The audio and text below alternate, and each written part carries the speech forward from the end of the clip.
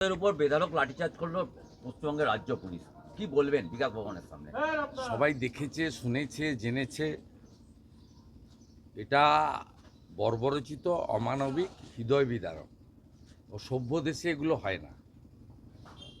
পুলিশের বেতন দিয়ে আমরা ট্যাক্সের টাকায় পুলিশকে এই কাজ করতে দেওয়া হয়নি। শিক্ষকদের জাতির মেরুদণ্ড বলা হয়। শিক্ষক শব্দের সঙ্গে একটা অত্যন্ত শ্রদ্ধার সম্পর্ক রয়েছে।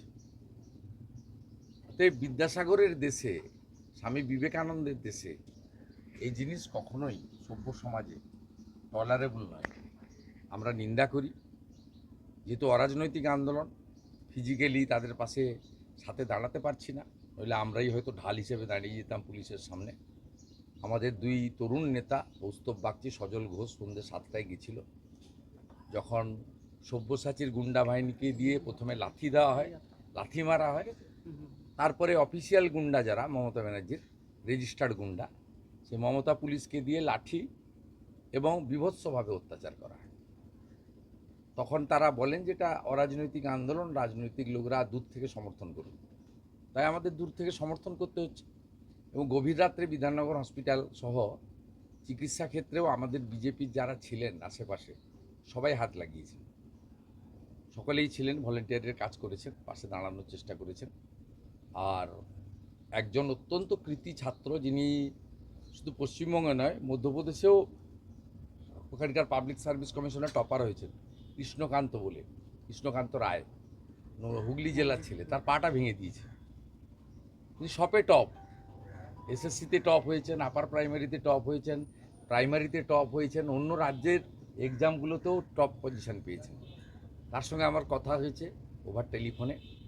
ইন্দ্রজিৎ মণ্ডল, আন্দোলনকারী অন্য নেতৃত্ব, তার সঙ্গে আমি যোগাযোগে আছি। স্পাইনাল কর্ড একজনের ভেঙেছে, তার চিকিৎসা চলছে। এখনও বেশ প্রাথমিকভাবে 20 জন আহত হয়েছেন, 4-5 জন গুরুতর। আমাদের সহানুভূতি, সমর্থন সব কিছুই আছে। এবং আজকে আমাদের তেরঙ্গা যাত্রা রয়েছে কলকাতাতে, অরাজনৈতিক যাত্রা, জাতীয় পতাকা নিয়ে। তারপরে ভারতীয় জনতা পার্টির নেতৃত্ব আমরা ঠিক করব পুলিশের লাঠি চালনার বিরুদ্ধে কী ধরনের আন্দোলন বা প্রতিবাদ সংগঠিত করা যায়। দাদা, দেখা গেছে যে তৃণমূলের কর্মী নেতারাও ওর দাঁড়ান। মধ্যে ছিল। দলের কিছু নেতা কর্মী মন্ত্রী তারা চুরি করলো, এতগুলো ছেলে চাকরি গেল এবং তারা পুলিশের বাড়ি লাঠি খেলো। সেই জায়গায় দাঁড়িয়ে আপনারা তো রাজনৈতিক মানুষ, অরাজনৈতিক কথা, এটা তো রাজনৈতিক কথা হওয়া উচিত। রাজনৈতিক এটা তো রাজনৈতিক ইস্যু হওয়া উচিত। রাজনৈতিক ইস্যু হয়েছে বলেই তো আমরা চাকরি চোরেদের বিরুদ্ধে কলেজ স্কোয়ার থেকে ধর্মতলা বড় মিছিল, বিধানসভার ভিতরে বাইরে লাগাতার বিভিন্ন সভা সমিতি আন্দোলনের মধ্য দিয়ে কর্মসূচি আমরা পালন করছি। এবং রাষ্ট্রবাদী ছাত্র সংগঠন অখিল ভারতীয় বিদ্যার্থী পরিষদও রাস্তায় লড়াই করেছে, এবং ভারতীয় জনতা পার্টির যুব মোর্চা তারাও বিকাশ ভবন অভিযান করেছেন, আপনারা দেখেছেন। তাতে আমরা তো রাস্তায় আছি, আন্দোলনের সাথে আছি, এবং আমরা তাদের প্রতি আমাদের সহযোগিতা, সমর্থন সম্পূর্ণভাবে আছে। এবং এটাতে 26,000 নয়, 22.5 লক্ষ 2016 সালের শিক্ষিত বেকার যুবতীর সঙ্গে মমতা বন্দ্যোপাধ্যায়ের সরকার চৌর্যবৃত্তির মাধ্যমে বিশ্বাসঘাতকতা করেছে, ক্ষমার অযোগ্য।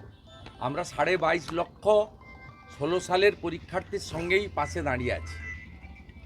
কিন্তু তাদের যে আন্দোলন, সেই আন্দোলনে গিয়ে অবস্থানে অংশগ্রহণ করা, বক্তব্য রাখা 2-4টে কথা, বা পুলিশ বা এই যে তৃণমূলের গুন্ডারা কাল এসেছে তাদের সামনে দাঁড়িয়ে যাওয়া, মানব প্রাচীর তৈরি করে যাতে আমাদের শিক্ষকরা আঘাতপ্রাপ্ত না হন, সে স্কোপটা নেই। কারণ তারা প্রথম থেকেই বলছেন এই আন্দোলনটা অরাজনৈতিক আন্দোলন।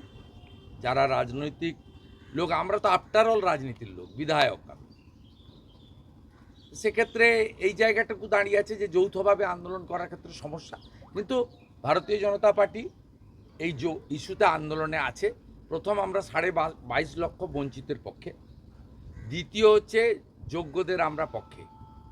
এবং অভিজিৎ গাঙ্গুলি যে বিচারপতি ছিলেন, আজকে সাংসদ, তার রায় যদি সেদিন অহংকারী মমতা ব্যানার্জি মেনে নিতেন, তাহলে আজকে যোগ্যদের রাস্তায় বসতে হতো না। অভিজিৎ গাঙ্গুলি 7,000 জনকে চিহ্নিত করে দিয়েছিলেন ডকুমেন্টারি এভিডেন্স প্রমাণের উপরে। বাকিদেরকে বলেছিলেন বিষয়ে তিনি বলেননি। আজকে ওনার রায়কে চ্যালেঞ্জ করে কে গেছে?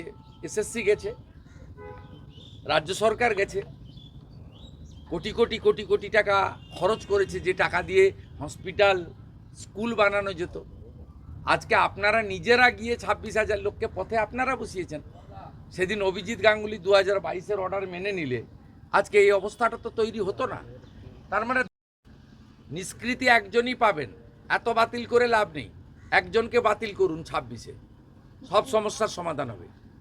আর আমি কথা দিচ্ছি, বিজেপির আমি এখানে অন্যতম যারা নেতৃত্বের মধ্যে একজন, আমার পদ অনুযায়ী, ব্যক্তি নয়, এলওপি হিসাবে আমরা বিজেপিকে সরকারে আনলে যোগ্য অযোগ্য 1 মাসের মধ্যে বেছে ওএমআর আপনারা পুড়িয়েছেন।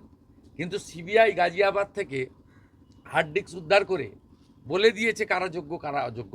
পেপারস তো আপনার কাছে আছে, কিন্তু আপনি যাদের টাকা নিয়ে দিয়েছেন এবং আপনার পার্টির যে ক্যাডাররা, এমএলএর ভাই, এমপির আত্মীয়, কাউন্সিলরের ছেলে, এদেরকে বাঁচানোর জন্য তো আপনি আজকে এই নাটকটা করছেন, এই ড্রামাটা করছেন। দাদা, কালকে রাত্রিবেলাতে বাইক বাহিনী গিয়ে উৎপাত করেছে এখানে, যে শিক্ষকরা করেছে, শিক্ষকরা তাড়াও করেছে। রাত্রি 2-2:30 পর্যন্ত আমি দেখেছি মহিলা শিক্ষিকারা তাড়া করেছে গুন্ডাদের। হ্যাটস অফ টু আন্দোলনকারী, তারা মাথা নত করেনি। তারা এই গুন্ডা বাহিনীদের কাছে লালচুল কানে দুল যারা হামলা করতে এসেছিল তাদেরকে নিউ টাউন থেকে ভাড়া করে আনা হয়েছিল, তাদের তাড়া করা হয়েছে। আর এই সব্যসাচীর কোনো কাজ ছিল না, মমতা পাঠিয়েছে। এর আগে ভাঙড়ের পাওয়ার গ্রিড আন্দোলনে ভাঙড়ের গরিব কৃষক তাদের উপর অত্যাচার করতে একে পাঠিয়েছিল। কামদুনিতে যখন ছাত্রী রেপ করে খুন করে, মৌসুমি টুম্পাদের আন্দোলন ভাঙার জন্য এ গেছিল, খিচুড়ি রান্না করছিল, আপনারা টিভিতে দেখিয়েছেন। দাদা, শেষ যেটা বলবো যে মমতা ব্যানার্জি ওকে বিশ্বাস করে না। মমতা ব্যানার্জি কৃষ্ণা চক্রবর্তী, সুজিত বোসকে বিশ্বাস করে। এ ঢুকতে চাইছে রাজারহাট গোপালপুরে অদিতি মুন্সি, রাজারহাট নিউ টাউনে তাপস চ্যাটার্জি, বিধাননগরের সুজিত বোস। ও দাঁড়াবে কোথায়? ওকে এইসব নোংরামি করে, গুন্ডামি করে নাম্বার বাড়াতে হবে, তাহলে যদি ঢোকা যায় চেষ্টা চরিত্র। দাদা, একটা শেষ কথা হচ্ছে, ডিএ আজকে 50% ডিএ দেওয়ার কথা। দেখুন, আমি খুশি এই কনফেডারেশন যেমন মুভ করেছে। পরবর্তীকালে বিজেপির কর্মচারী পরিষদ এই আন্দোলনের, এই কোর্টের পার্টি, এবং তাদেরকে লয়ার আমি ব্যবস্থা করে দিয়েছি সুপ্রিম কোর্টে। আমি অত্যন্ত খুশি যে পরমজিৎ পাটিওয়ালা কর্মচারী পরিষদের লয়ার, তার ব্যাপক লড়াই, অন্য লয়ারদেরও আমি ক্রেডিট দেব। তাতে দুটো জিনিস আজকে খুব পরিষ্কার হয়ে গেছে। যে মমতা ব্যানার্জি বলেছিল যে ডিএ অধিকার নয়, আজকে সুপ্রিম কোর্ট, সর্বোচ্চ আদালত বলে দিয়েছে ডিএ অধিকার। দেব না, চাইলে দেব না। তো আজকে সুপ্রিম কোর্ট বলে দিয়েছে 16 সাল থেকে যে কর্মচারী শিক্ষক শিক্ষাকর্মীদের লড়াই, তার জয় হয়েছে। এবং এটা যে ফুটা সরকার 50% দিতে গেছিল, বলছে 20,000 কোটি লাগবে, মনু সিংভি হাত পা ধরেছে। বিচারপতি দয়া করে বলেছে আচ্ছা 25% দেন আপাতত, ফাইনাল জুলাই আগস্টের মধ্যে হবে, 100% টাকা দিতে হবে, বকেয়া টাকা দিতে হবে। পঞ্চম পে স্কেলে, পে কমিশনের যে বকেয়া আছে 15 সাল থেকে, সব টাকা মিটাতে হবে।